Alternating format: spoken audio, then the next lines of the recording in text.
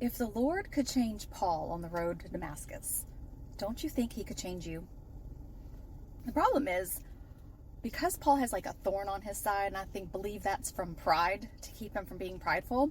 And the Lord knew this ahead of time. And this is why he had to bring him down to his knees. He had to blind him for 3 days in order for him to listen. I think sometimes it's going to take us to fall to our knees, to be in the most desperate position for us to follow the Lord or listen to him. The Lord's going to do what he has to do in order for you to listen, especially if he's been trying to give you messages through other people, through sermons, through songs, and you're just not listening, because pride will block people.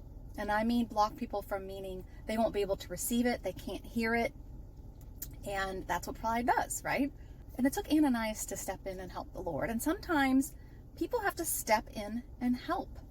You guys have to be willing to let people step in and help. You have to be willing to surrender and lay these things down at Jesus' feet. Otherwise, the enemy is just going to keep you round and round, going around in circles. And y'all, that is insanity, right? Doing the same thing over and over again is insanity. If something's not working in your life and you keep doing the same thing, then something needs to change. That change usually begins with you saying, I have to do something different in my life. Paul persecuted Christians, but God had a plan for his life.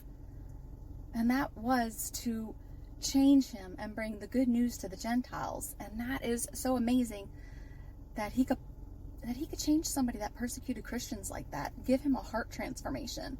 And it took Paul suffering and persecution and ridicule. And don't think because you're a Christian you're not going to suffer, because clearly we have to suffer for the Lord. That's part of sharing his glory, and scripture tells us about that.